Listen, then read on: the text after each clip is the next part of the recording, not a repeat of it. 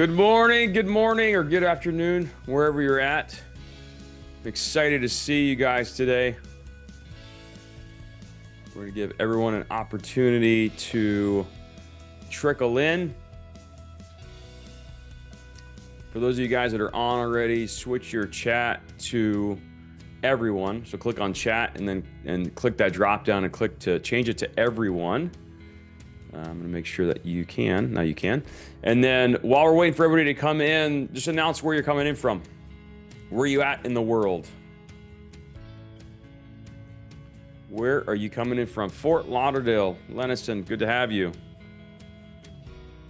ATL, Denver, Springfield, Vegas, Rochester, Washington State, Atlanta, Dallas, East Texas, Jared, awesome. Long Beach, Mario, good to see you. Atlanta, Chris, Salt Lake City, Fernando, Kingman, Arizona, Western Massachusetts, Toronto, Pittsburgh, Salinas, Arizona, Hershey, Pennsylvania, New York. Man, we got people from all over. Boca Raton, San Angelo, New Jersey, Merritt Island, awesome. My parents had a store in Christmas, Florida, Mish, if you know where that is. Frisco, Texas. Change your chat to everyone so everybody can see it if you can, please. Mobile, Minnesota, Atlanta, Vermont. Good to have you guys. Excited to have you. For everybody that's just getting on, switch your chat to everyone instead of host and panelists and let us know where you're coming in from. And we're going to do this in a different order here. What we're doing, Florida. We're in Florida, Benjamin. I grew up in Orlando. We're going to start with about 15 minutes of Q&A. That'll give people a chance to ask their questions. They're kind of the burning questions, what's on their mind here this morning. Give other people a chance to trickle in and kick it off with a little bit of learning on just like in the weeds sort of stuff before we get into the content that we have today. Does that sound okay? Mish knows where Christmas, Florida is. That's awesome. My parents owned a store called Christmas Grocery. Very creative. Grew up in that store, and I'll tell that story a little bit later. Jeremiah's from Kentucky, Charlotte, North Carolina, Maryland, Austin, Texas. Adam, good to have you. Where in California are you, Chelsea? Pennsylvania. We're in Pennsylvania. Arvada, Colorado, Newport Richey. Awesome. Yeah, my brother is in Tampa. Near there. Ready. Texas, Grand Rapids. Okay. Oceanside. Awesome, Chelsea. I'm up in Dana Point, so not too far. Mount Carmel, Pennsylvania. Hayden, Idaho. Love it. Okay. Second here. Zoom is giving me some messages. Awesome. Okay, Treb, what are you telling me here, man? Let's see. I've got Treb, my EA. Here's my right hand. This guy's awesome. Give a shout out to him. Treb needs panelist access. How do I do this? Let's see. Let me make you co-host, man. There you go. I think you can do what you need to do there. West Haven, Connecticut, Midland. My sister lived in Midland, Pauline. That's awesome. All right. Definitely make sure you change to everyone in chat so everybody can see it. All right, guys, I'm going to stop this music, background music here. I want you guys to raise your hand. And if you don't know how to do that, just on the bottom of your Zoom screen, just hit that raise hand feature. And Treb is going to take the first people on the list. He'll add you as panelist. And what you want to do is just accept that prompt in Zoom. That'll bring you on, and then we can address some Q&A this morning. Won't be able to get to everyone probably, but we'll address some Q&A before we get into the meat and potatoes. Is that what people say? And so we get into that. And so accept that as panelist when he adds you. And then if you can, turn your video on so we can see you. But if you can't, I get it. I didn't prepare anybody to be on screen, so you probably didn't, maybe didn't brush your hair. Maybe didn't put pants on. I don't know. And so just be prepared to at least have your audio on so we can answer your question. Okay. Treb, who's first, man?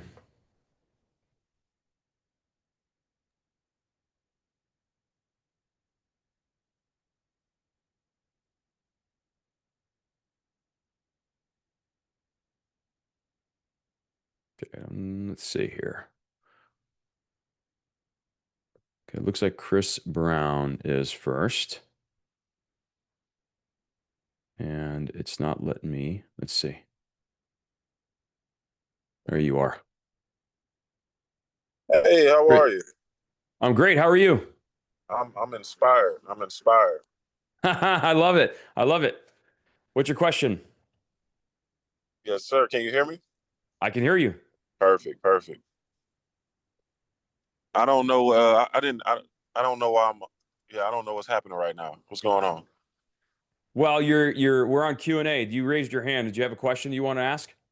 Oh no, I'm sorry. I thought you were trying to make sure we knew the how to raise our hand. No problem. No I problem. apologize. All good. All good. All good. We're glad to have you, man. We'll have the next person come on. Take care. Perfect. Thank you. All right, Trev, who's next? Is it Ben Poole? Okay. Yeah, so we have Ben Pope right now. All right, Ben. I see a lot of hands that just went down. Yeah. So anybody anybody who wants to ask a question, raise your hand. Yeah, Um, I think we were too fast earlier, so the maybe, transition is too maybe. fast. Okay, who wants to ask a question? Raise your hand, and Treb's gonna put you on. Okay, we have some new hands coming up. Very good. These are folks that actually want to ask a question. I got it. I love it. Can you hear me? Yes, Ben, how are you? Oh, I'm unstoppable. How are you? I love it. I love it. I am great. I don't know if I'm unstoppable, but I'm getting there. I'm getting there, man. What's your It's a question? choice. It's a choice. How can I help you? Yeah, man. So obviously, I came across this over Instagram, intrigued from the get-go because it's faith-driven, Hmm. which is super important to me. Yeah. Um, uh, John, oh no, I just spaced his last name, teaches about multiplication and how it's our, our duty, right, as believers that we should be multiplying. Yeah. Uh, so I guess my big question is, um, over the course of the next 3 days and an hour and a half, what is the meat and potatoes that we're going to take home from this? Yeah. So we've got 2 days. So we've got today and tomorrow, and then we've got a bonus 3 day from a marketing expert, good friend of mine, Zach. As you'll be teaching from a different angle, but a lot of really great faith-driven content. And so I'm going to be walking you guys through a framework that I call the narrow path, and we'll set that up today, and then so it'll be teed up today, and tomorrow we'll get into the weeds in it. And it's our four-step process, narrow path leadership pathway. And the idea is that we're doing things out of order. And so, as leaders following secular guidance, we're trying to jump ahead and it's not sticking and it's not working. And so, I'll share a bunch of stats with you today on just why it's not working, how it's not working. And then we'll jump into this pathway that we've developed that allow you to understand like who you are and whose you are, Mm, uncovering the things that are blockers and impediments or stumbling blocks or whatever you want to call it, and then how to actually do something about it. And so I don't know about you, but for me, there's been plenty of times in my life where I thought I made a permanent change and I didn't. And if you want to think about anything that's maybe top of mind or maybe simple to think about, it's like the New Year's resolutions and how 80% of those fail in the middle of February. okay, that's great. February. Yeah. And so we're going to be getting in the weeds on that. And so just talking about like, how do you actually make permanent change? Like, what do you do about it? And then how do you actually take that permanent change and multiply? And so the thing is like, we're called to bear fruit. And some of us know that and a lot of us don't. Like, we're not just here to sit around and like feed our, we're called to bear fruit. Correct. And it's not that just we're going to bear fruit. Our fruit's supposed to bear fruit. And so you're talking about multiplication. It's like, it's not just enough for us to bear fruit, which is great. That fruit needs to also bear fruit. Like that's true multiplication. That's exponential. But the thing is, we try to jump to that step and we don't realize, like, wait a minute, we have to unlock ourselves first. And we don't know how to do that. And we've got like these flash in the pan moments where it feels exciting, but they don't stick. And then we come back to just the same normal. We want to create a new normal, a new benchmark. Does that answer your question? Yeah, for sure. New comfort Okay. zone. Like it. That's good. Okay. Any other questions from you, man? Not for me. Appreciate Okay. it. Very good, Ben. It's great to have you, man. Excited for the next couple of days with you. Thank you. All right, Thanks so take much, care. Ben. Who's next, Treb? All right, next we have Lydia. All right, so Okay. we should get the panelist All right, access. Lydia, let's go. Just accept panelist access so we can hear you and see you.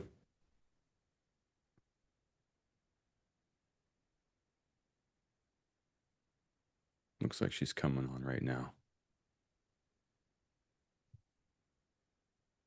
Sorry about that. It says I'm muted. The gentleman before me literally asked the question, so no worries. Okay. Any clarification for you?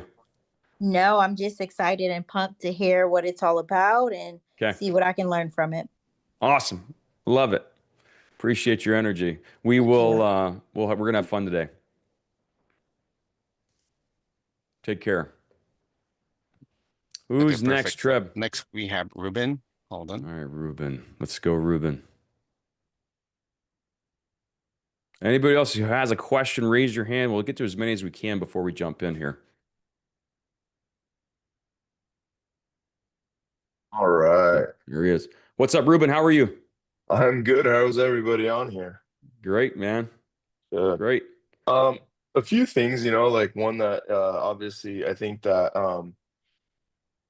some of the question was definitely answered because that is kind of the the reason I think we're all here.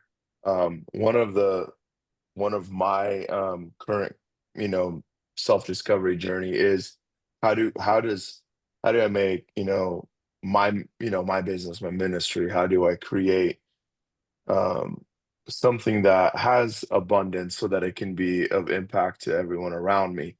Um and so I guess my question is like um even growing like my business right now, we ended up growing too fast the first time around, and I had 12 employees that I was not prepared for. And now I'm growing in a way to where like, you know, the mentors, the teams, everybody, or the gurus say, hey, you need to hire an operator, you need to, to scale, you need to do this. But inside, I'm like, there's so much that I need to work on that I've recognized that was a liability the first time around. And Yeah. I'm like, how do I bring that in if I'm supposed to be a good steward of what God is sending me?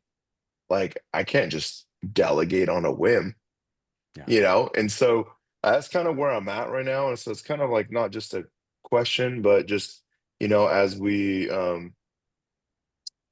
as I kind of go through these next couple of days and how I want to, what I want to take from the webinar or how, what you're calling it. But um that's just where I'm at right now. Yeah. So that's I guess the question in the statement. So Yeah. That's good. First, I want to commend you because your mind's in the right place.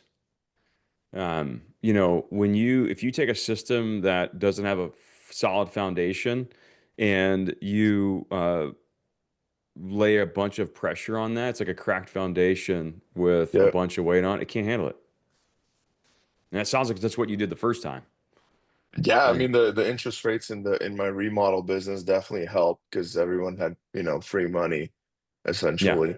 But going at this the first time, I recognize, man, like if I'm supposed to exude a Christ-like business, and if I'm not prepared to take care of a customer the way they need to be taken care of, then essentially, am I even steering them closer? No, I'm not.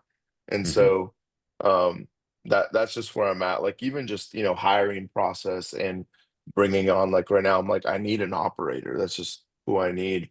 Hmm. And the question is like, what would what does that even look like? Because for me at this point it seems like a leap of faith Yeah. versus before it was like I'm just growing, I'm ambitious, I'm hungry, and so now I'm like, okay, Lord, I'm like, I'm just gonna trust that this is so way different. Yeah. So Yeah. yeah. Yeah. Slow is smooth and smooth is fast, right? It's a military Yeah. term. Jocko Willink talks about it all the time. That's what you're talking about here. And it's a more methodical approach. And I love it, man. And we're going to talk a lot about broad path versus narrow path. We're gonna get into that today. I figured that I was exactly, like the direction you're headed with this, Yeah. it's just right in there with it. So I'm Yeah. excited to be here, It's God good. bless us. And I Yeah. think a lot of people are gonna get what they need. I pray so, man. That was our prayer before we started this morning, man. Treb and I. So appreciate you. Excited All to right, you bet. to hang with you over the next couple of days, Ruben. Likewise. All right, man. Take care. Treb, who's next, man? We have Steven next. Hold on. Okay, Steven.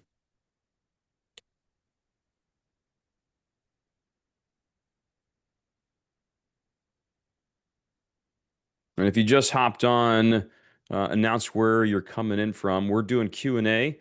And so we just got a couple more minutes of Q&A, then we're going to jump in. We're just getting people some time to trickle in.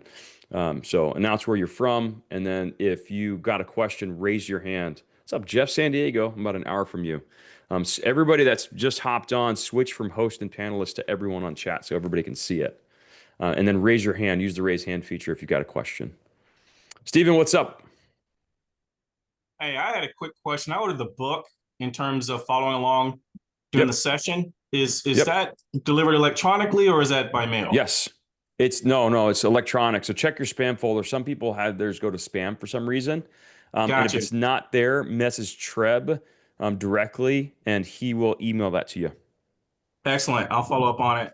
And Awesome. the next question is, it's not really a question. I'm leading a leadership summit for my group down in Birmingham next week. And I'm just hoping that as we go through your 4 steps to permanent change, there may be some nuggets I can potentially share with my people. That's pretty much it for me. 100% there will. Okay. 100%. Absolutely, I'm gonna hold you man. to it. This call is being recorded. Just want to let you know. I love it. Yeah. If I don't deliver, man, you string me up, dude. So yeah, you're going to get some stuff that you're going to be able to apply next week. 100%. Excellent. Thank you. All right, Steven. Take care, man. Good to have you. Great. So So we got Serena next. Yeah. Serena. Yeah. Serena. So hold on Okay. 1 second. Okay, there you go. David from Washington. Serena's from Surprise. Love it. Israel from ATL. Cynthia from South Carolina. Good morning. Hey, how are you? Hey, I'm well. Serena from Surprise, Arizona. Okay, good to have you. Good to have you. What's up? Good having you, Peter. So 2 questions. Okay. So I work in the healthcare space, and my belief is that the servant leadership style best supports our mission, right? Helping others reach their goals when we're having to deal with patients. So it's really the space that I come from when I try to lead my team. So would like to know if you're putting different leadership styles into your curriculum. Yeah, 100%. So,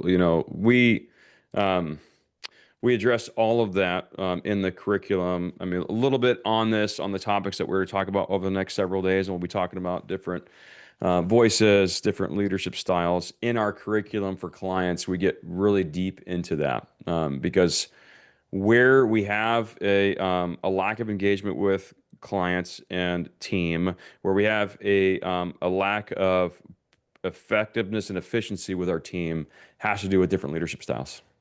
Wonderful. And so for us, a lot of times we're a hammer and everybody's a nail. And so we lead them the way we want to be led, which is most often not the right way to do it. And so we get into that pretty heavy. It's in the understanding of like the different personalities, the different worldviews, the way they process information, the way that their perspectives and their goals and the way that they're driven. Understanding that allows us to communicate in a way that's relationally intelligent. Oh, I'm really looking forward to that. Definitely need to get into the mindset of our team. So my second question, how do you ensure that the training tools support all religions and are not inadvertently excluding other beliefs? Yeah. In our content? During this course. Yeah. So in our content, we're faith-based, we're faith-driven, we're focused on so I'm a Christian, and specifically the triune God, to be very, very specific. And so that's my perspective, and that's the way we speak from. And so we have plenty of people that are on teams that are not believers, they're agnostics, they're atheists, they're Buddhists, they're Muslim. We have a perspective of love because we are called to love. right? Love God and love others. Those are the highest commandments. And so that's our perspective.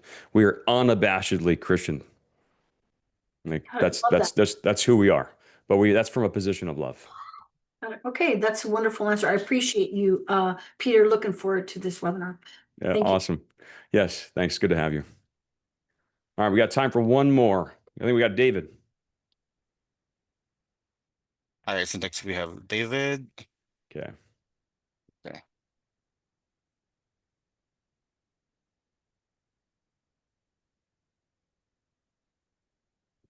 Anybody who's still on chat with host and panelists, click the drop down arrow and change it to everyone, so that way everybody can see your comments. There you go, Gotcha. David. Yeah, I think I had that on everyone. Good afternoon. How you doing? Great. How are you? It's David. Good. Yeah. Coming from Washington, D.C. Where are you located? I'm in California, Southern California. Oh man. Hey, Yeah, brother. I'm 3 hours behind you. Yeah. It's funny. I just got out of our sales meeting and went over. We had a couple things going on, so I was rushing over here to make this. I knew Monday was going to be tight. I hope I didn't miss too much. Yeah. What time did you guys actually start this morning? We started 20 minutes ago. We're just doing Q&A right now. We're about to jump into the content, but we did that for your specific reason, just letting people trickle in. Yep. Perfect. Smart. Yeah. Well, brother, I will say this, man. Well said. And I think it's good that, we're, what we're doing. I think what you guys are doing, but we got to be bold and confident about who we are, the guy we serve, and hey, we got to love others, right? So that's right. We got to love others. We're called for it. I don't have any questions at this time. The only thing is I'm on here to learn and grow and consistently chase that passion and do what God's called me to do. And I think a lot of us here are either in that mode, or we're here as business owners, entrepreneurs, or we want that next level. And sometimes we forget that we're not by ourselves, so we don't have to figure it all out by ourselves. So my goal here is just to learn and grow and do what God's called me to be. But I am a business owner and I own a construction company, and I've had it for about 7 years, and that's what I've been doing. So I love it. We've got a ton of construction clients. A lot of my closest friends are in construction. So you're in good company. I love it. Good to have you, David. Thanks, brother. Okay. Thanks, guys. All right. We are going to jump in. No more Q&A for now. But let's get in. So first thing is, if you see me looking around, I've got about 20 windows open here, so I can keep track of everything that's going on. And so if you see me looking around and not looking at the camera, that's what's going on. Use the chat for chatting with us and everybody else. Again, this is the last time I will put this reminder in, but in the chat, it might say to hosts and panelists, change that to everyone. That way everybody can see what you are chatting about, your responses. There's going to be a lot of ask for response here. That way, that's the only way I know that you guys are listening and that you're understanding it, and that I'm not confusing you. Okay. We are recording the call. That's so that you can rewatch it and review the slides that I have on the screen when I am sharing screen. But those aren't intended as a replacement for being here in person. When we're watching something and we're here in person and we're undistracted, which I'm going to ask you to be undistracted, set your phone to do not disturb. Do not be checking email and text messages and stuff while we're going through this, because we've all watched replays. We've all watched replays and thought, man, this is going to be a lot more efficient. If I just watch that replay and I go through that, it'll be more efficient. But the thing is, and we've all done this, we watch a replay, we watch it on 1.5 speed, we space out and nothing sinks in. Don't do that. Don't rely on the recording for transformation. We do these live sessions for a reason. It would be a lot easier for us and a lot cheaper for us, quite frankly, to just send you guys a recording and you guys could watch that. But we're not here to relay information. That's not my goal. My goal here over the next few days is not to relay information. That's not interesting. You can read information anywhere. We want you to be transformed over the next few days. And so I want you taking notes on insights, action items, deadlines for yourself, stuff like that. When you have an epiphany, write it down and then keep that on the forefront of your mind. If you purchase the follow along workbook, get that thing out so you can take notes on it. Pen and paper, if you've got it, uploaded on your tablet, doesn't really matter, but I want you to be paying attention. Otherwise, just log off because we're wasting time here. right? If you're just planning on just kind of tuning out and having it play in the background like it's TV, this is not going to be interesting. This is going to be a waste of time. Just log off. Okay? Or the recording is there.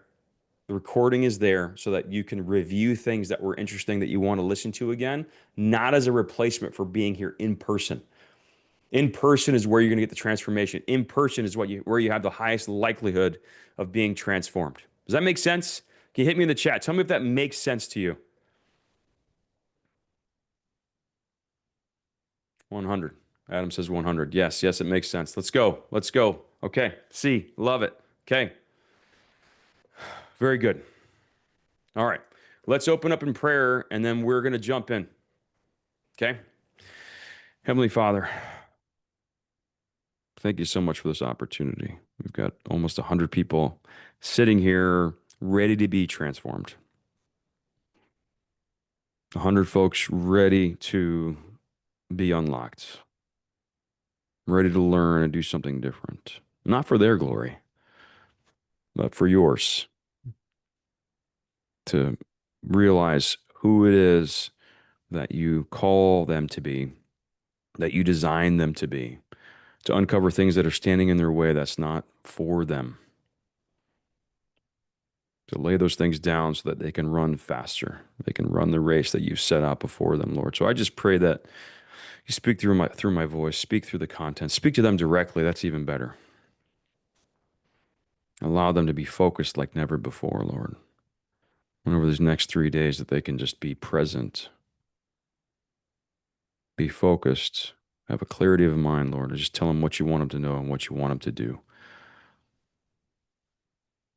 I pray that we can have fun. We can learn. This is going to be something where the time just blows by and they can't believe that it's over already.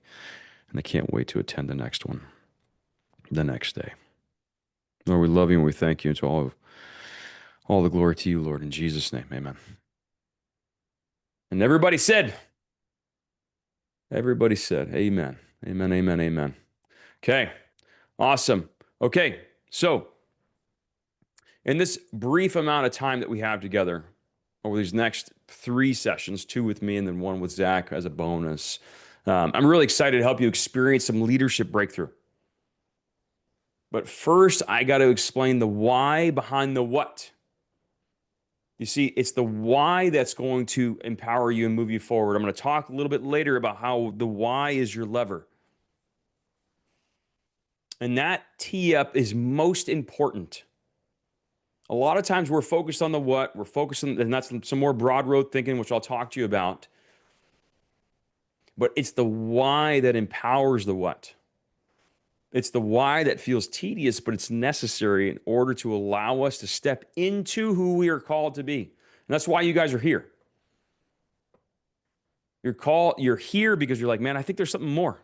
I think there's more. I think there's more to this that I need to understand and unlock. And that's what we're going to do here today. And so we got to step into the why. We got to understand the why. And so let me share screen. I'm going to move some things around on my desktop so that we can see everybody and everything. Okay. Bear with me. Okay. Can everybody see my screen?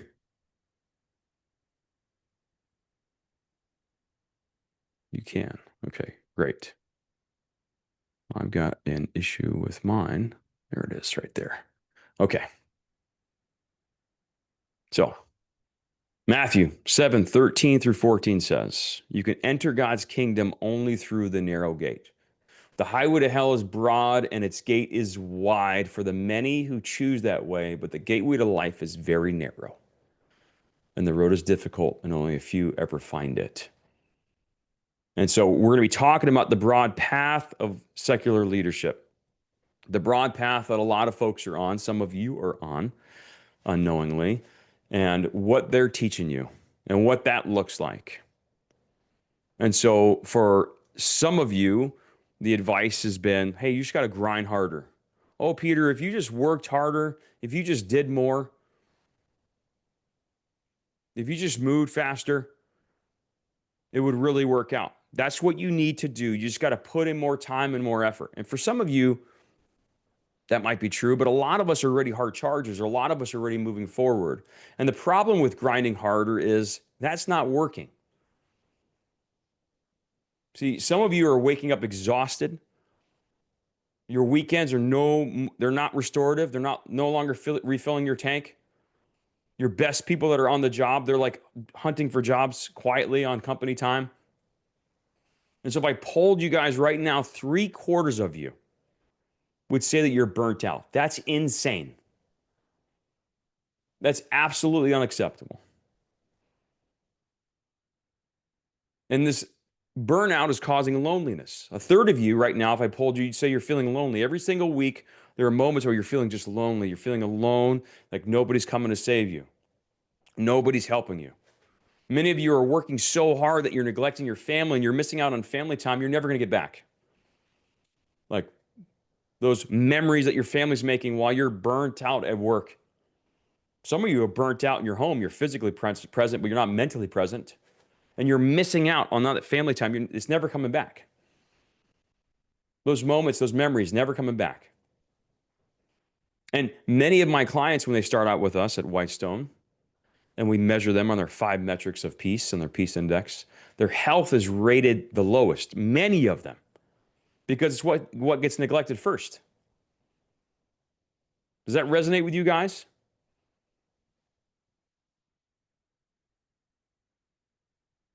Because we're going to be like, oh, we just got to grind. No time to be working out. Can't do it. Got to work, got to work, got to work. Missing memories with the family. Body's all out of whack. Got no energy. Gaining a ton of weight. Feel miserable. Oh, but you just got to grind harder. Got to hustle harder. Not working. Here's a bunch of metrics. I don't expect you to read them all, but I'll highlight a few. Working over 55 hours a week raises your risk of stroke by 35%. 2/3 of you are more stressed out now than you were last year. This is current data, 2025 data. Half of you have had a mental health issue in the last 12 months. 3/4 of you would say that you don't even have an opportunity to have real-time off or disconnect. We are connected 24/7. So grinding harder is not working. Corey says yes for the last 12 years. It's insane.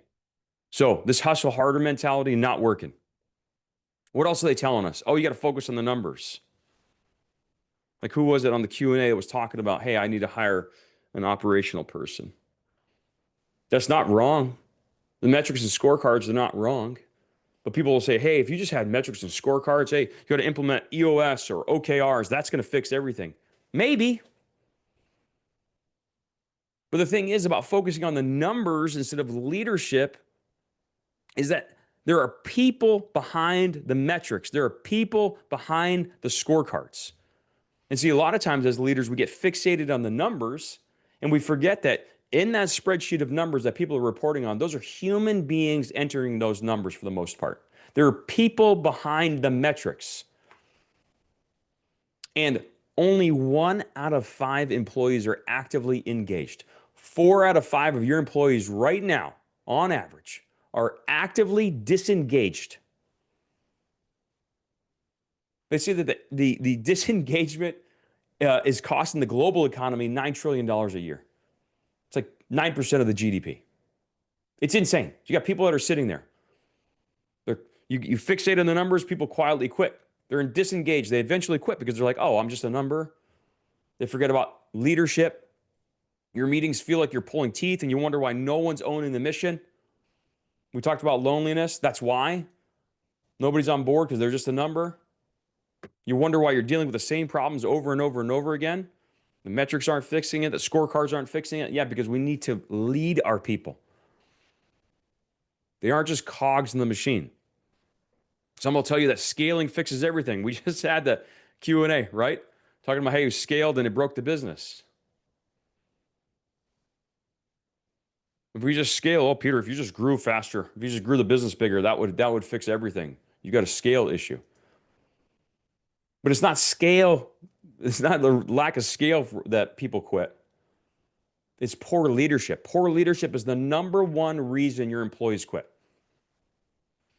Because if you have growth without alignment, growth without values alignment, that's going to fuel turnover. And you're going to have more turnover than you can grow yourself out of. You're going to spend more time recruiting and hiring than you will coaching the people you already have. If you're leading the people you already have, that's where you need to start if you're not doing that already. So I love that Q&A included someone who said, I scaled and it broke my business. I'm going to do it different this time. Because it's not about scale. We need a solid foundation. You cannot be building and putting a bunch of weight on a cracked foundation. That is not going to work. I've seen it happen over and over and over again, where people scale themselves out of a business.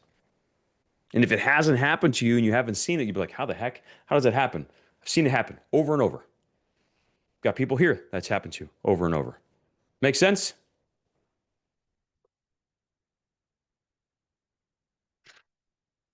They'll tell you to follow the secular bestseller practices. Read the books. Do what they tell you. Do the things that the books tell you. And the thing is that will cause an exhausting cycle of confusion. And if you don't hear anything I talk about in this section of this, I want you to lean in and listen to this. Listen up. Because not being engaged with God and asking Him directly, not knowing who you are and whose you are, will cause you to just be chasing every shiny object, being totally confused. And that's going to lead you to constant self-doubt, constant imposter syndrome, being personally exhausted, trying to be somebody else. And I personally hate the phrase imposter syndrome. I hate it. You know why? Because there are no imposters. Everyone that's on the call, listen up. You are one of one. You're one of one. God's not up in heaven being like, oh, I'm going to make another Peter. I'm going to send another Peter down there. He's not doing that. He doesn't need to. We don't need more of you. We don't need more of me. You guys are all unique. And so if you're leaning in and you're listening to who God says you are, you're asking Him directly, and you know who you are and whose you are, you don't do these things. You're not constantly confused. And the thing is when we're chasing shiny objects, we leave our team confused. And then they lose confidence in you, and then you losing confidence in yourself. Because you're like, oh, well, that didn't work. Maybe I'll put on a different coat. I'm going to do this thing. I'm going to look like that guy. I'm going to look like that gal. You lose a connection to your creative self. You stop having fun. You lose that edge that got you here to begin with because you've lost yourself in the mix. You've lost yourself in the advice. I had a day where we were working on a project and it wasn't going the way that we wanted to. And so I started asking all the friends that I knew, most of them believers, really great information from people who have a lot of wisdom. The problem was it was all conflicting. One person said, you got to go left. One person says, you got to go right. One person says, you got to go up. I'm like, oh my gosh, what am I going to do? And I felt myself spiraling out of control. Like, oh my gosh, I don't know what to do. And I thought, oh my gosh, what am I doing? I need to take this information to the Lord. What's He going to tell me? What's He saying? And so I just stopped everything. I got down on my knees, literally. I was praying to Him like, Lord, I'm so confused. I don't know what to do here. John saying this, Susie saying that. I don't know what to do. In an almost audible voice, and He doesn't always talk to me audibly, with a chuckle in His voice, He said, you think I need all that information? Do you think I need all this? Do you think it's important to me? No. He's like, I don't care. Go left, go right. Doesn't matter. If this is something that I want you to do, if this is something that I want to happen, it'll happen. You put in the effort. I control the outcome. And immediately I was sucked out of that spiral. Back. Regained some solid ground. And got back to work. And so we need to be leaning in. We cannot be just taking the wisdom of the world and being like, oh, well, no, you can't do that. Lastly, they're telling you to keep your faith and work separate. I can't even tell you the amount of vile comments on the ads that you guys saw to come here and hang with me for a few days of people that are like, oh, what are you doing? You just keep God out of it. It's not. And I'm like, what do you mean? God's in everything. God's in everything. And when we try to separate our work and our faith, it's exhausting. It's exhausting to try to be a different person on Sunday than you are on Monday. And you lose opportunities to be a positive influence on people's lives. And again, just like we talked about in the Q&A, do you do it hatefully, scornfully, finger pointing, right? Turn or burn sign in work? No, you don't do that. But you lose an opportunity when you're trying to be a different person and keep these things separate, which is impossible, quite frankly, and exhausting. You lose an opportunity to be a positive influence on people's lives, to be unabashedly you. Not to mention your company will actually perform worse in the long term when you don't have your purpose embedded into the fabric of your company culture. And you see the stat on the screen. Mission-driven cultures outperform the S&P by 400%. And then leaders who suppress purpose report higher anxiety and lower life satisfaction. Why? Because you're trying to be a different person. You're trying to live two separate lives. Keeping faith and work separate is insane. So I'm going to show you guys something, a little calculator we put together. Let me share a different screen here. 1 second. If I can find it. There it is. And this is something that's going to be part of your homework called the Leadership Impact Calculator. It's a rudimentary tool. Can you guys see it? Hit me in the chat. Can you see my screen? Awesome. I also need to know what I just said. Does it make sense? Does it make sense to you guys? Okay. Awesome. All right. So just to put some numbers to the stats that I just told you, let's say your business is doing $5 million a year. I don't know what it's doing. Let's say you have 12 employees. Let's say you work 65 hours a week. You can calculate impact, and it's going to show you like, hey, if you took your business from 1 out of 5 engaged to 2 out of 5 engaged, which is still not awesome, you get a $1 million revenue opportunity. And oh, by the way, you can save yourself $75,000 a year by just not churning out people that are actively disengaged. These are, of course, rough numbers, but just give you an idea to put some numbers to poor leadership and an increase in leadership. What would an increase in leadership do for you? And oh, by the way, in your 5 metrics of high-performing leaders, here's your score. Health at risk, burnout setting in, family relationship strained, emotionally volatile, neglecting spiritual life.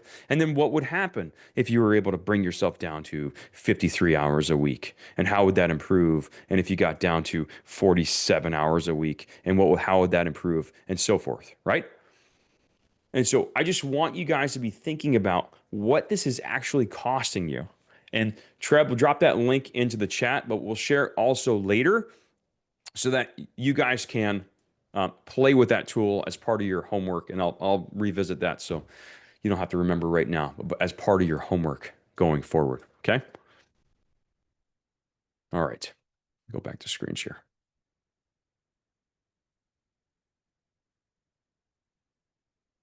All right. Give me a lever long enough and a fulcrum on which to place it, and I shall move the world, Archimedes. Okay, have you guys heard this quote? Do you guys know what a lever is? How many of you guys know what a lever is? Okay, I'm going to explain to you in rudimentary terms kind of what the lever is, right? So my son, my oldest son, we've got 4 kids. My oldest son, Summit, buys a used pickup truck, and it's a fixer-upper, and he's trying to get the bumper off. And he's underneath there with a socket and a ratchet. He cannot get this thing off for the life of him. And so Big Dad's going to go over there and get this frozen, rusted nut off of there. I get in there, I cannot get it off. I just can't do it. Then I remember I've got a breaker bar, and a breaker bar is like 2.5 feet long, and you put a socket on the end, and it's supposed to help you get the nut off. And I put that on there, and they come off like butter, like no big deal. That's a lever. Do you guys want to know what your lever is? Your lever is your why. What is your why? Why do you want to be a better leader? Why do you want your company to be more profitable? Why do you want more output from your team? Why do you want more fulfillment? Why do you want more freedom? You guys really need to get in tune with why. Why you? Why this project? Why does it matter? My friend calls it the so what. Who cares whether you have more freedom? Who cares if you get more output from your team? Why does it matter? And it can't be the surface level stuff. There has to be a deep why. I'm going to tell you a story of my client, Justin, who's running an organization that literally impacts hundreds of thousands of people in ministry. I don't typically have ministry related, like nonprofits, but he's one of them. And he sees the impact that it's making on these leaders' lives and in all the people they have impact on, all the people that they have influence on. And so he has to be a better leader because he needs to support his family better. He has to be a better leader because his vision's so big and so important that he owes it to his team, his company, his clients he's serving to be a better leader. That's his lever. And so when the days get hard or he doesn't want to put in the work or he's not sure how to move forward, he remembers his why. And that empowers him to continue moving forward. That allows him to stay in the game. How are you staying in the game? Why does it matter? I used to be a mentor on a startup accelerator board, and people would come to me with ideas, and I'd say, why you?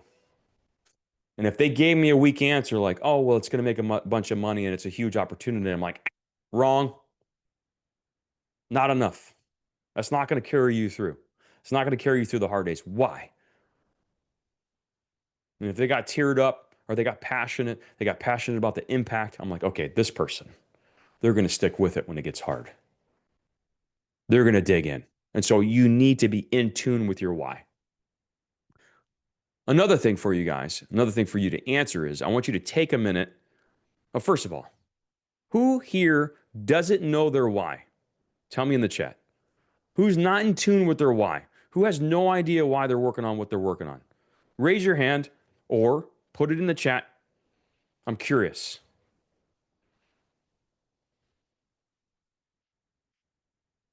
You know your why. Love it, Simone. Who is not sure? Okay. I love the honesty. Still seeking clarity. I love it. I believe I forgot my why. I love it. What an incredible takeaway. What an incredible takeaway for the folks that aren't sure, but I need to relook. Yes, not sure. I've lost sight. Yes. Okay. Be bold. I love it. My old one fell. Okay. It's good. It's good. You guys, that's going to be homework. It's important. Okay. So, as we prepare for success here, I need you guys to take a minute, and I'm literally going to put on some hold music here, basically. And I want you guys to take a minute and write these answers down.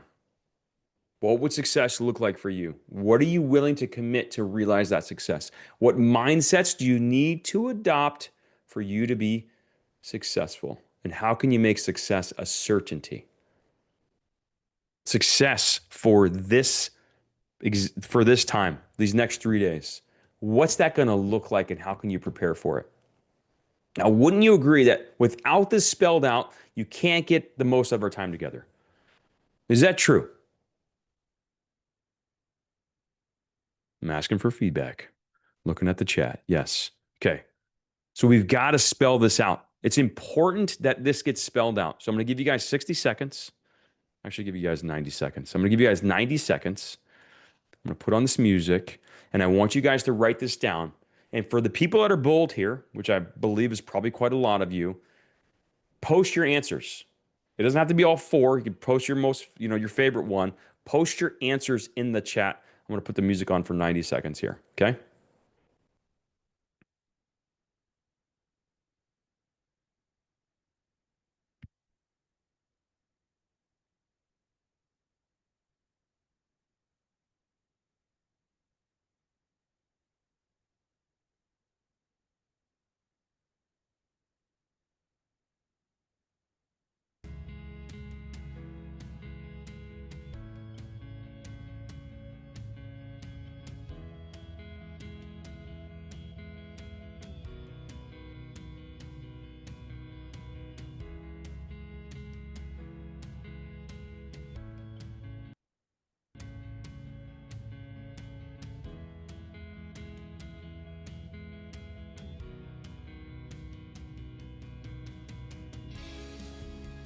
30 seconds, guys.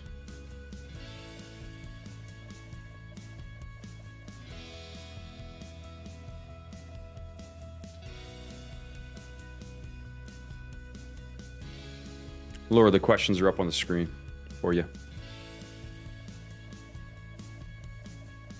And everybody change your chat to not to host and panelists, but to everyone so everybody can see it. Got a lot coming in, just host and panelists.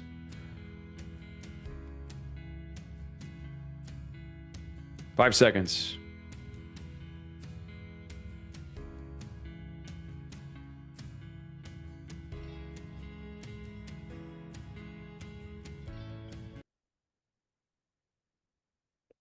Okay, I'm going to read some of these and then we're going to keep rolling here. Okay.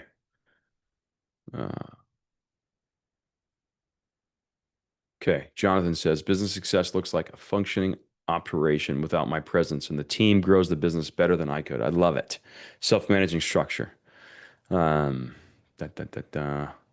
Lennison, success would look like to be able to get home in peace, knowing that we were able to support and help each other, people to succeed on their own matter. Love it. Success looks like following the teaching of Christ and fulfilling the Great Commission through all that I do. Love it, Joshua. Serena, all our patients participate in the road to good health, learn and change when needed. Yes. Love it, Serena. Joshua, I'm willing to commit to everything. So good.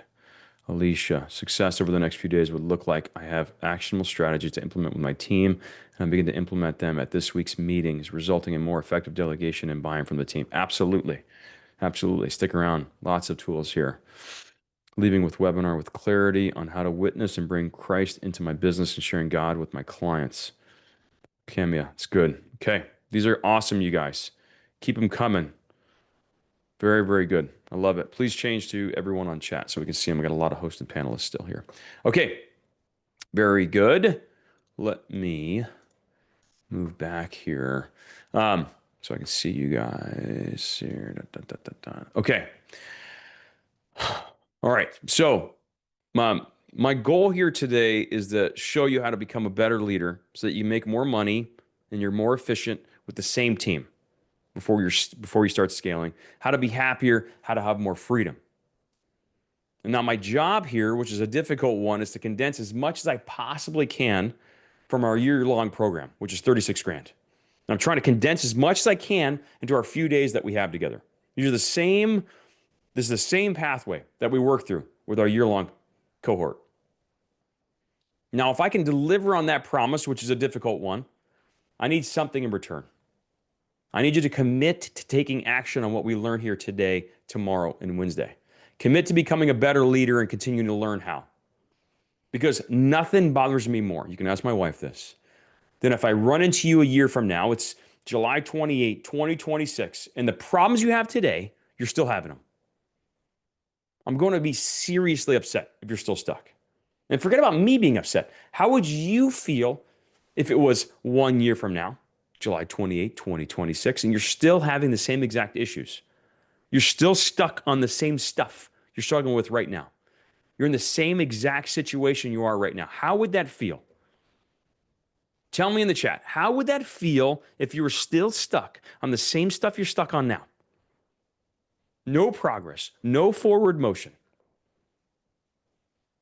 What would that look like? Demoralizing, disappointing. Who else? Yeah, disappointing, discouraging. It's frustrating, right? Nobody wants to look back and be like, oh my gosh, the same crap I was dealing with before, I'm dealing with now. It's awful. And so this is why I'm asking for a serious commitment. I'm going to give my absolute best. I can tell you that right now. This is why we do those live. I already told you. And what I need is a commitment from you to do the same. I need you to commit to showing up today, tomorrow, and Wednesday so that you can get the fullest you can out of this. It drives me crazy when people show up on Monday, then Tuesday, Wednesday, they're like, I got busy yet. What the heck? None of us are going to read a recipe because if we want to bake a better cake, we're reading a recipe. We looked at half the ingredients. We look at half of the steps and then we just bail and then we try to make the cake. It's not going to work. The cake's not going to turn out. And so if show up today, show up tomorrow, show up Wednesday so that you can get the fullest out of this. We spent a ton of time preparing on this. I can tell you that right now. And I am committed to you guys. I need you to commit to me. Do we have a deal? I need you to type in the chat, I'm going to be here. I will be a better leader. I need to know that you guys are listening and that you're willing to be here and you're willing to put in the work so that this can be different than all of the other stuff that you've sat in on. This can be different than all of the lessons that you sat in on. Committed. Yep. I'm going to be here every day. I'm going to be here. I'm committed. I will be here. I will be here. Yes, let's go. I love it. I need that commitment from you guys. I'm going to be here, willing to put in the work. I love it. God willing, I will be committed. I'm committed. Let's go. I love it. Okay. Very good. I appreciate that. Okay. Let's get back to screen share here real quick here.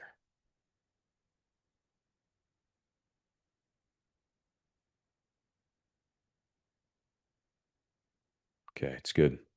All right, guys. A little about me. Why did I lose the screen here? Hold on a second.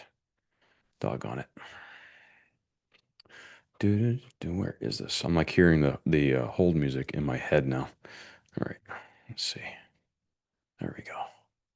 You guys see my screen? Okay. All right. A little bit about me. Husband, father, follower of the triune God, Jesus Christ. And I help Christian business leaders and their teams be more effective. Husband, father, father of four, if I didn't say that already. 5 companies, leadership coach, 24 years in e-com, ran a SaaS company, a couple podcasts, exited my last company about 1.5 years ago. I absolutely love this work.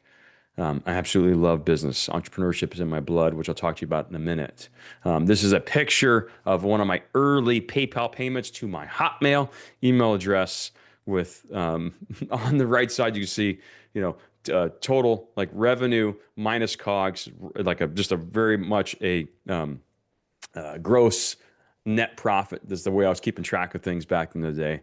August 9th, 2001. These emails, I see them and I'm like, oh my gosh, I just remember what it felt like to get those early payments. This is my crew. Got 4 kids, 17 down to 10, homeschool family, home birth family. So we're a bunch of weirdos. We did about 30,000 miles in an RV when they were little. We snowbirded every winter because I was a Florida boy living in Iowa and I'm soft and I couldn't take it. So every winter for 12 winters, minus maybe one, we snowbirded somewhere else because I couldn't take it. It was just very cold. And so that's my crew. Love them very much. A little fun fact is during this photo shoot, my little guy here decided that he was going to flick off the camera in almost every shot. Can you spot the middle finger? And we didn't notice it. He's running with a middle finger. And oh, by the way, here is the photo that we printed and mailed out on our Christmas cards and didn't notice until after someone pointed it out and said, hey, did you notice that your son is flicking off every single person that you mailed it to? And we mailed out about 150 of these. So let's just say mom was not happy. So looking back, looking at all the photos, plenty of them with a middle finger, almost all of them. So we're raising a bunch of jokesters here. My story, I'm a first generation American, grew up son to Egyptian immigrants. And I just remember, great kid, a lot of personality. Absolutely. That is without a doubt. My dad owned a grocery store, which I mentioned when we were first getting on here in Central Florida. And I remember one day him coming, home from work and he was dancing in the kitchen because they just killed it. And then the very next day, he's sitting in the kitchen, head in his hands, lamenting about how he thinks they're maybe going out of business. And I remember thinking, this guy is out of his mind. He's crazy. And you fast forward several years, and I'm running my first company, and I am having the same volatile emotions. And they taught me hard work. They taught me work ethic. They taught me how to get things done. There's no doubt about that. And I loved working in that store. I started working there when I was 7 years old for $5 a day, mind you. The thing is, they didn't model to me effective delegation. They didn't model to me valuing time. They didn't model to me effective leadership or communication. And in business, I felt stuck, frustrated, depressed, wondering, like, how did I get here? How am I dealing with the same stuff my dad was dealing with, my mom was dealing with? I felt like something was limiting my personal growth. Like I had, limit on my personal growth, my financial growth, my business growth. Like I had some major unfilled potential, something limiting my fulfillment and my happiness. Until finally I did something about it. I was driving my wife crazy, and I finally started getting coached, and I uncovered superpowers. I learned about these strengths and how to best apply them. I also learned about where I was weak and how to change that. And I've discovered what God put me on this earth to do. And so, like I told you earlier, I help Christian business leaders and their teams to be more effective by providing breakthrough after breakthrough in their leadership. And it's the best dang thing I've ever worked on. It's like my buddy Mark Munoz, celebrated UFC contender, a guy that's been in an EA Sports game, right? And here's a guy who still needs help unlocking his self-preservation. He's got a massive wrestling organization and still needing help on how to grow in his leadership so that he can scale faster and scale more effectively and do what God put him on this earth to do. Or like my buddy Brandon, who's got over $1 billion in real estate under management, and how he still needs help in his leadership. This is why I do this. And I'm not going to say you're going to get results like these guys do, but I just want to show you what's possible. Or my client, Brandon, we're in a law firm of about 14 folks, and how he needed help because he was frustrated and he didn't know how to unlock his team so that it can become self-managing. Now, there are a few things that I just got to get out of the way here before we move on. And these are things that are likely lingering in the back of your mind, maybe even in the front of your mind. And we need them to leave so that we can get some real work done here. So on top of knowing your why, on top of knowing your success metrics and what success looks like for you guys, we need to get these objections out of your mind so that your mind can be opened up to receive the information that we are learning here. So you might be thinking, I've tried these things before, Peter, and it have never worked. Every time I work on this, it doesn't work or it doesn't stick, and I'm probably just wasting my time here today. And now this isn't entirely your fault. You probably had a missing piece to the puzzle. And I'd love to use a gym analogy here. You sign up for the gym, your intentions are in the right place, you're like ready to do something different, but you don't know how to use the equipment. You don't know how long to use the machine. You don't know how much weight to put on. You don't have anyone noticing if you show up. You don't have anyone coaching you along. This time's different if your commitment level's still there. I need you to pay attention, and you'll walk away with new knowledge. That way you can put on that muscle that you weren't able to put on before, metaphorically. You might be thinking like, man, but you don't understand. I don't even think I have what it takes. I don't think I'm cut out to be a leader. I think I should go get a job. And here's the thing, and I speak in analogies a lot, so I hope you guys can put up with me. This is like if you were a finished carpenter and you're trying to make cabinets, but you got the dullest saw and the worst tools. You'd also think, man, I just don't have what it takes. I'm not a carpenter. These suck. The cabinets look terrible. You take that same carpenter and you give them the best tools. What's going to happen? Are they going to be like amazing, world class overnight? No. But they'd sure be a heck of a lot better with better tools. And over time, as they get experience utilizing the tools, using them in the real world, they have the opportunity through effort to be world class. That's you. You might think, well, I can't afford it. I can't afford to solve the leadership issues I have. I need to invest in people and myself and systems and coaches. I just can't afford it. And I want to ask you, just like that calculator I showed you guys, what's the cost of doing nothing? Sometimes the cheapest option is the most expensive. In my life, there have been many a times when I skimped out and I went the free route or I went the cheap route, and it was the most expensive route I could have taken. I remember talking to my mechanic once, and I found a deal on a car. It was such a good deal. I brought my mechanic with me. I'm like, dude, check out this car. And he checks it over, and he says to me, I'll never forget this. He goes, if this car was free, it would be a bad deal. If it was free, it would be a bad deal because he could see the pain out ahead if I took this thing home. Sometimes free is the most expensive route.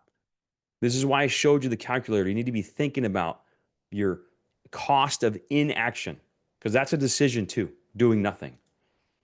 Some of you are freaked out because what you're about to learn might expose some things and you should be scared. But when was the last time you were scared to death of something and you did it anyways and you discovered it wasn't that bad? And you thank God, like, man, I'm glad I didn't let the fear keep me from trying that out or doing that thing. See, I've got a famous musician friend, and he told me he always enters the stage fearful.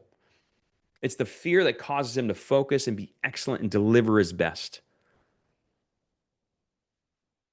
Well, for a lot of us, the biggest growth is on the other side of fear.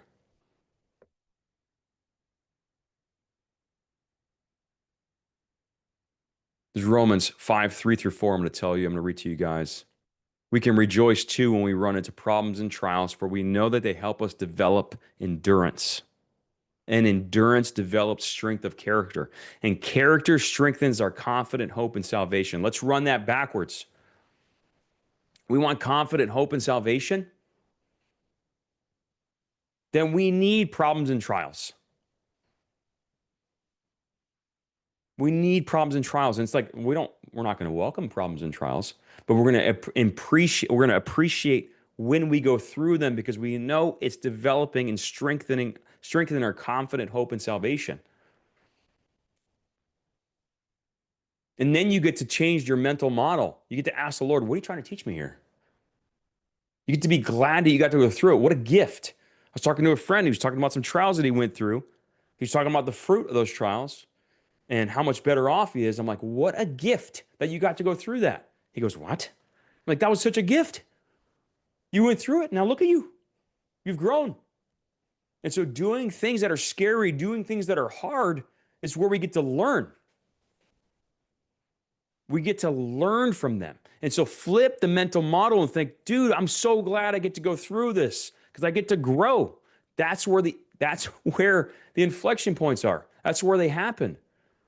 Look back at your life and think of the timelines. And almost always, and we do timeline exercises with every client, so we go through that, and it's like, oh, after every valley is a peak. Valley, peak, valley, peak. Oh my gosh, isn't this amazing? And so you ask the Lord, what are you trying to teach me?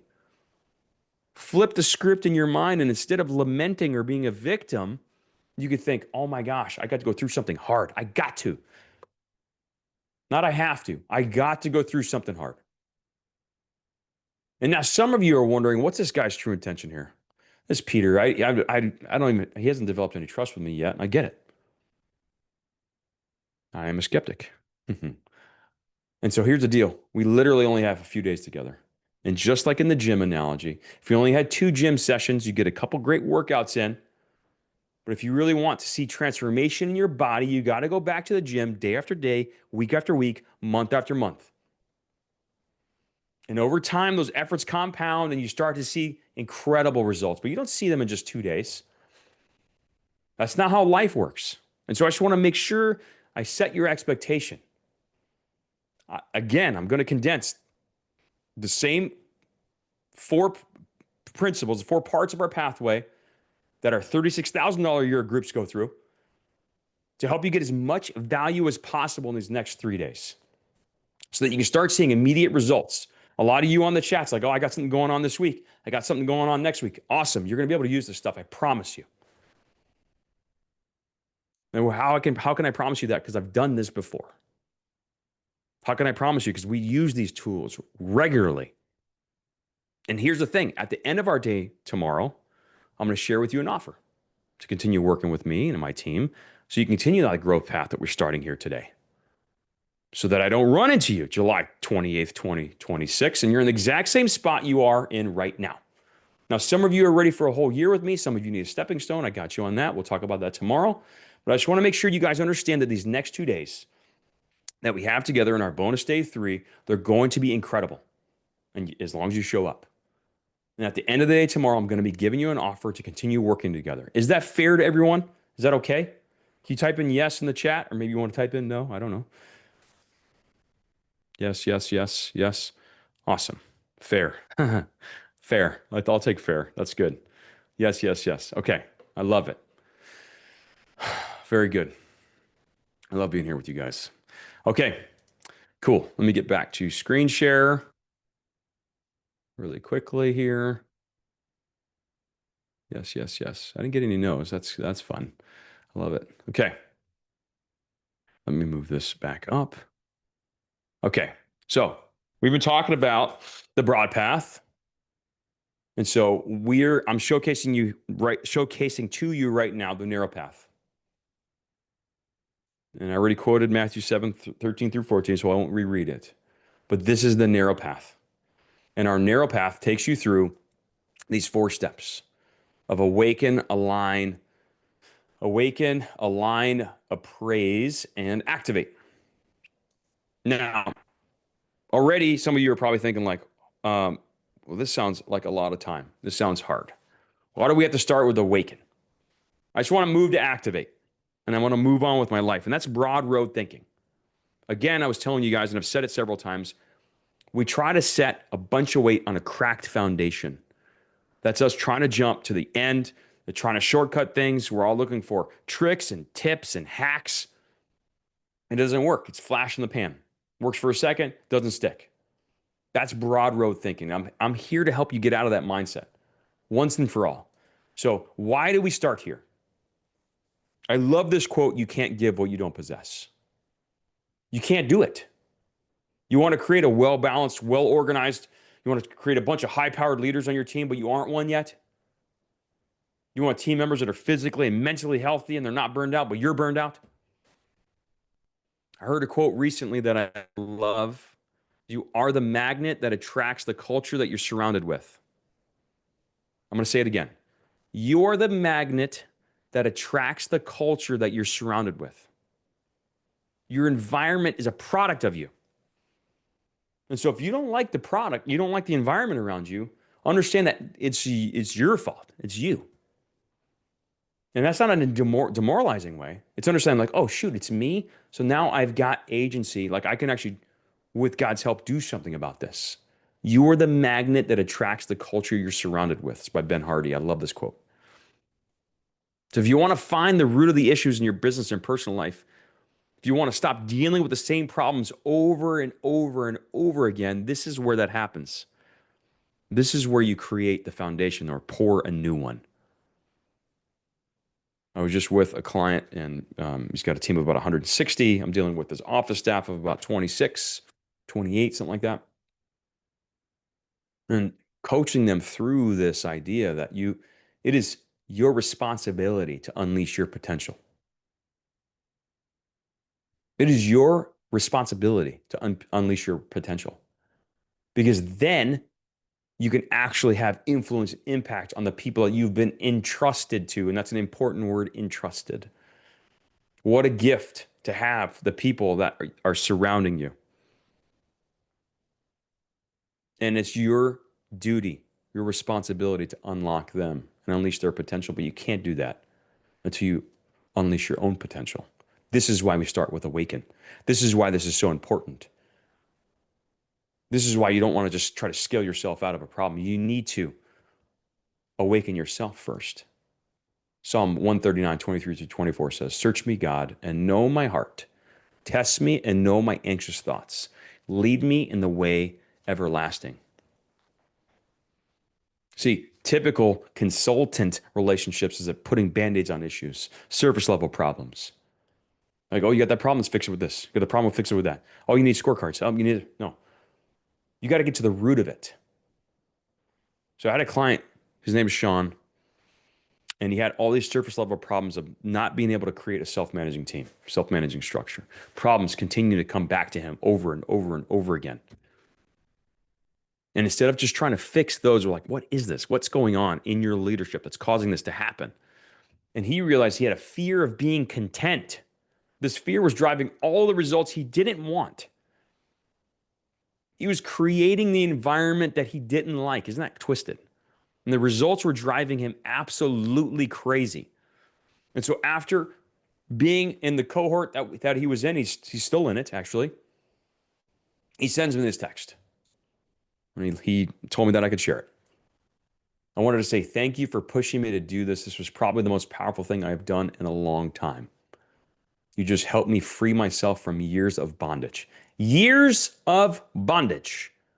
Now, he could have gone in and just tried to hammer home the need for a self-managing team, or he could be awakened to the issues that were causing him to get the results he didn't like. You're the magnet. Remember that. And so that's why we don't jump here. We don't just jump to activate, because it doesn't work. I already told you about all the issues with broad road thinking. It doesn't work. This is why we can't get things to stick. These 4 simple steps are a massive strategic advantage to you being able to get to that place that you just can't seem to get to. And so, Awaken is how you can see yourself clearly so that you can become the leader you want others in your business to be. You can get your peace index up so that you can have a physically and mentally healthy life. You can get your personal life in order. Stop feeling stressed and burned out finally. Stop dealing with the same problems personally and professionally over and over again. This is the solid foundation so that we're not building this business and this empire on sand. Does this make sense, you guys? Is this hitting home? Are you feeling this?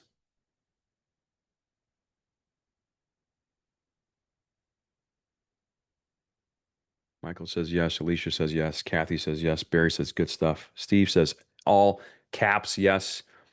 A lot to think about, more than you know. I love it, Zoe. Pauline, Daniel, Wilfredo, love it. So good. This is where it changes. This changes everything.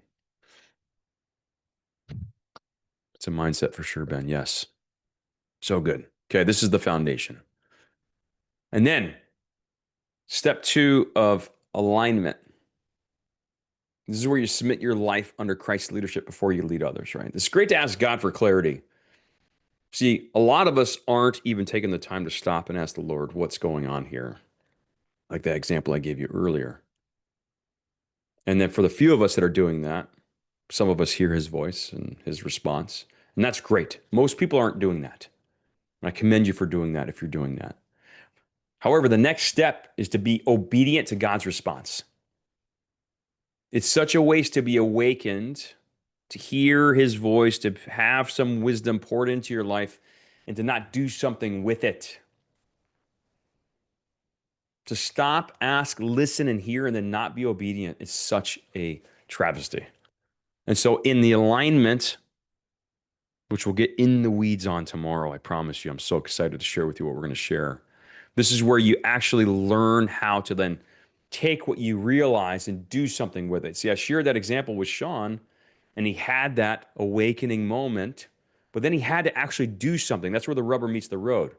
He had to go back to the office and do different. He had to be a different magnet to attract a different culture, right? To get the results that he actually wanted. He had to do different. And this is where we miss it. Inspiration without transformation is a waste. And we're not going to do that. I don't do that. It would be incredibly frustrating to me. I've already driven that home a lot. You can't create disciples until you become a disciple. I'm going to let that sink in for a minute. You can't create disciples until you become a disciple. This reminds me of my client, Julie. So she was awakened to the fact that she was creating the exact environment in her business and personal life that she hated. I mean, think about how twisted that is. She created the culture that she had made kind of an unspoken vow to never live under. So the thing she hated, she created. This is a huge epiphany. But it wasn't enough for her to just learn that. She had to now do something about it. And it was through our group accountability that she was encouraged to be obedient to the revelation and actually make real life change. Life change, she told me she had been working on for 30 years and she couldn't figure it out because she was dealing with surface level solutions. She was putting Band-Aids over it. And finally, She revealed what it actually was, the root, and then she did something different.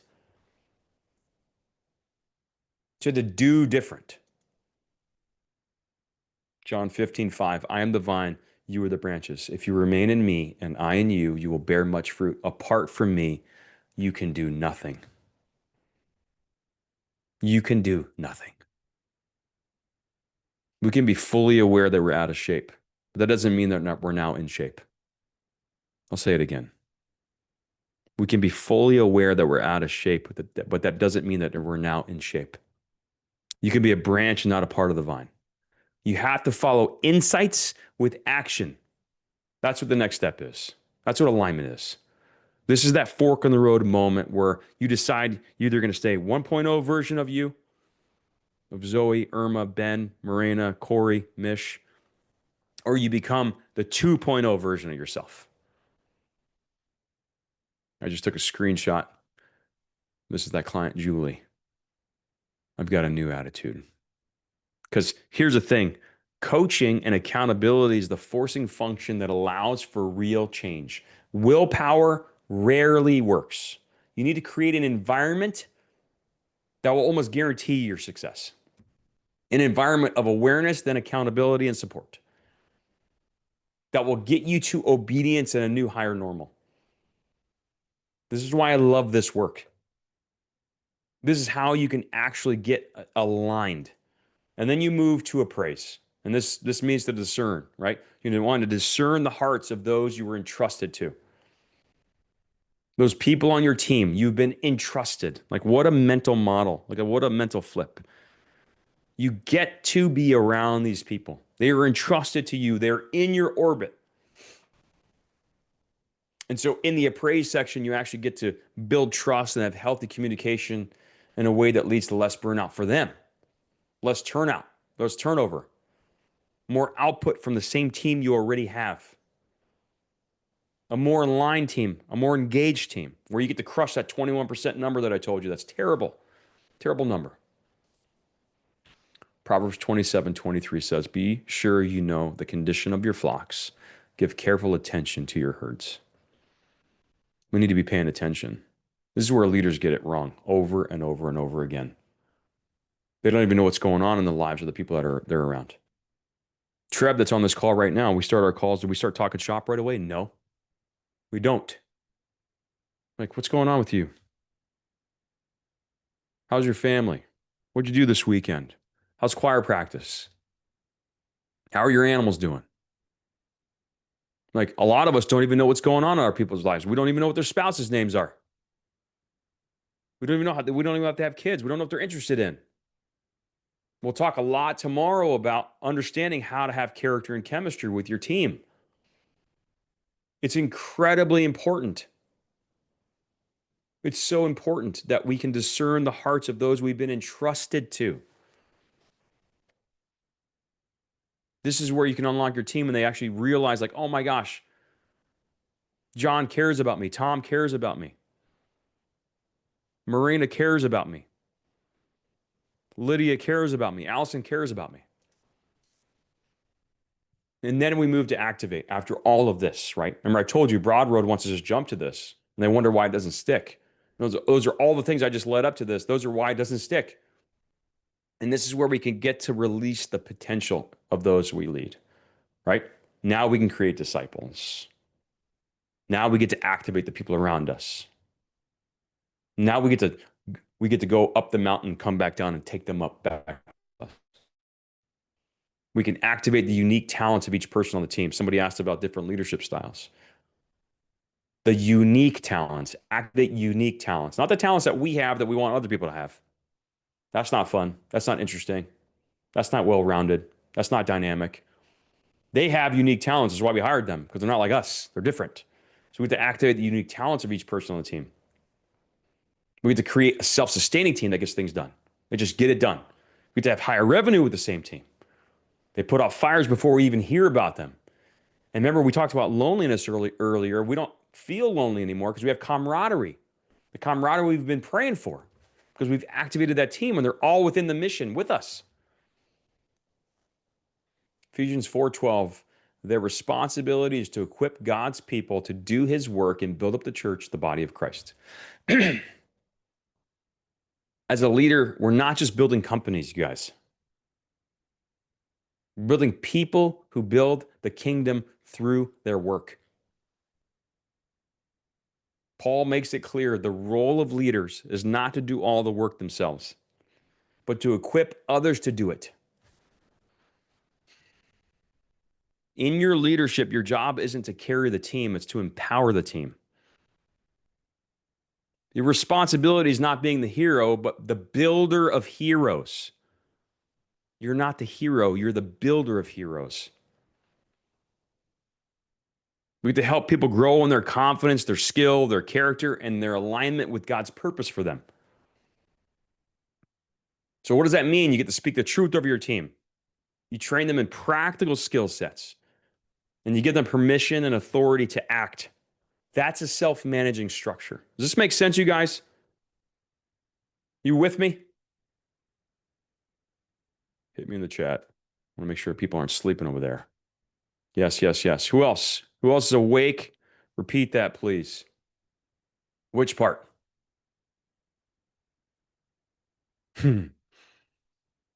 Which part do you want me to repeat?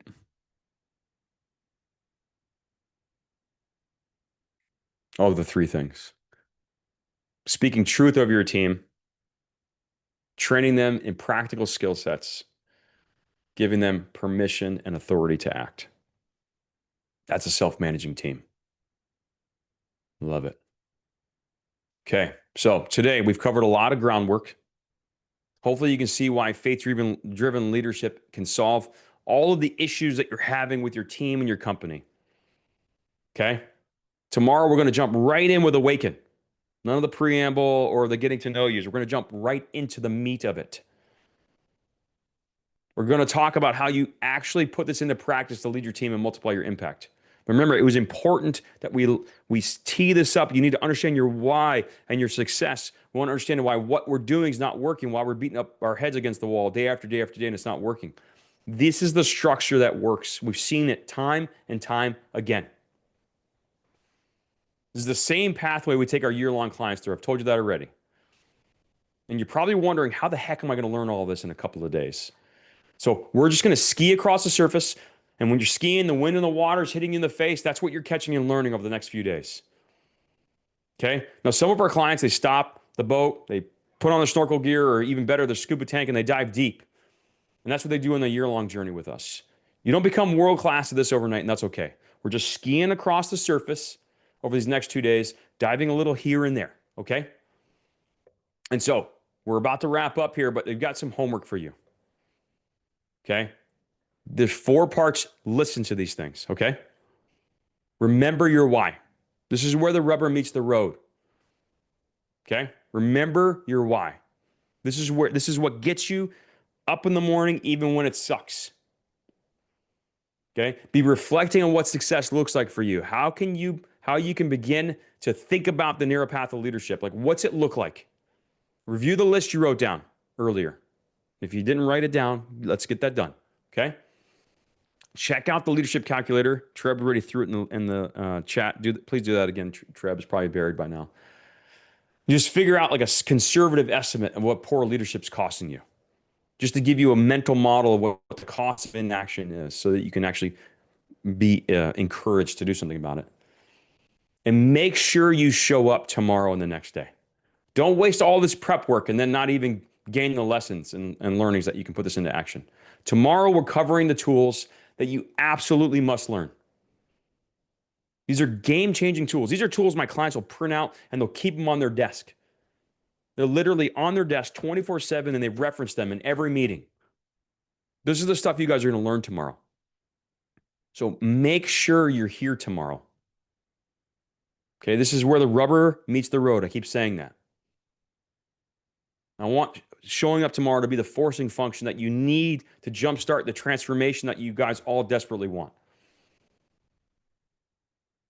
I hate for you guys to waste the time you just spent today that's reading half the recipe and not seeing the other half.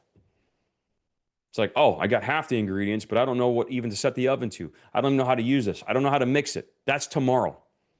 Tomorrow, same time. Yep, Jared, same time. Same link. Hop on tomorrow. Be prepared. Bring your success metrics. Bring your why.